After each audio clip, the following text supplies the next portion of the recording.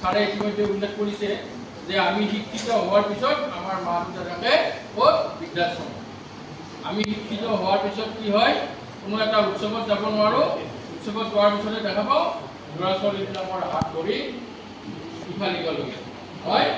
বাইদেৱে কৈ দিছে ছোৱালী এখনে আমাৰ স্মকিং কেনেকৈ কৰে। আমি বিয়া গীত চাইকেল কৰিলে গম পাইছোঁ ছোৱালীয়ে কেনেকৈ সেইটো ইউজ কৰি থাকে। গতিকে যাই নহওক, আমি মুখ্যতঃ ড্ৰাগছৰ পৰা কেনেকৈ বিৰত থাকিম সেইটো কথা কোৱাৰ আগে আগে আমাৰ বাইদেৱে কোৱাৰ দৰে এই যুৱ শক্তি হৈছে এখন সমাজৰ চালিকা শক্তি। এই যুৱ সমাজখিনি ইয়ং জেনেৰেশ্যন যিটো আমি আহি আছোঁ, নেক্সট আমি চিটিজেনশ্বিপ ল'বৰ কাৰণে বা চিটিজেন হ'বলৈ গৈ আছোঁ, এই গোটেইখিনি হৈছে আমাৰ চালিকা শক্তি।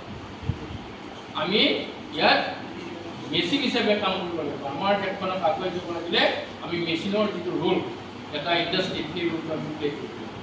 আৰু আমি যদি মেচিনটো ভঙা টুটা হওঁ, মেচিনটো ভঙা টুটা হ'লে আমাৰ কি হ'ব, কামবিলাক ভাল নহ'ব। সেইকাৰণে আমি যুৱ শক্তি সদায় স্থিৰ মানসিকতাৰ, সবল মানসিকতাৰ, সুস্থিৰ চিন্তাৰ, সৎ কৰ্মৰ, সৎ চিন্তাৰ যদি অধিকাৰী হ'ব পাৰোঁ, এখন সমাজ আগবাঢ়ি যোৱাত আমাৰ বৰ বিশেষ দেৰি নহয়। আৰু যুৱ সমাজ বুলি এইকাৰণে কৈছে, মুখ্যতঃ এজন মানুহ ফকাচ বা এজন ব্যক্তি ফকাচ হ'বলৈ হ'লে তেওঁৰ এটা বয়সৰ সীমা থাকে। এইবাৰ আমি দেখা পালোঁ সূৰ্য ৰাজবংশী কি আছিল, এইটো কি ৰাজবংশী আছিলে, ক্ৰিকেটত যে 100 মাৰিলে যে কম বলত, যিবিলাকে IPL চাইছিলে গম পাব,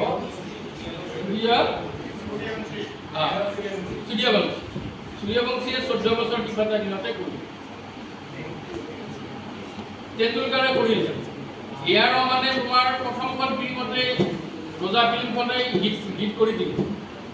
তেওঁলোকৰ বয়স একেবাৰে কম আছিলে, যুৱক আছিলে, যুৱ অৱস্থাত বয়স কৰিছে। এতিয়া আমাৰ এইটো মেধাৱী দেশমুখ, এতিয়া চেজৰ দেশমুখ, তেওঁলোকৰ এটা নিৰ্দিষ্ট বয়স। তেণ্ডুলকাৰ, ফুটবলাৰবিলাক ৰনাল্ডো বুলি কোৱা আৰু অন্যান্য বুলি কোৱা এটা নিৰ্দিষ্ট বয়সৰ ভিতৰত আমি একচুৱেলি আমাৰ ফকাচটো আনিব পাৰোঁ, মানে আমাৰ ছাকচেছ লাগিব। এটা বছৰৰ পিছত আমি সেইটো নকৰোঁ। আৰু সেইটো একচুৱেলি লিমিট দিয়ে 14 to 25 আৰু কেতিয়াবা এটা 30 বুলি কয়। কিছুমান মানুহে 30লৈকে সেই ৰেকৰ্ড পাতিব পাৰে। গতিকে তোমালোক এইখিনি ভিতৰত আছে।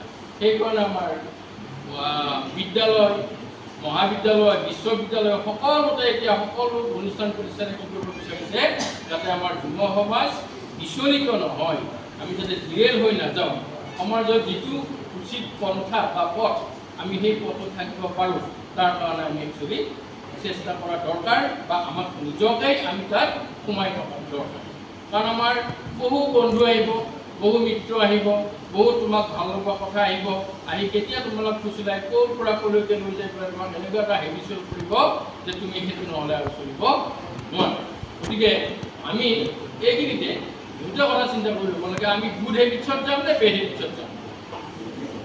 আমি দুটা কথা চিন্তা কৰিব লাগে। সদায় কেতিয়াবা ৰাতি শোৱাৰ সময়ত আমি গুড হেবিটছত আছোঁ নে বেড হেবিটছত আছোঁ।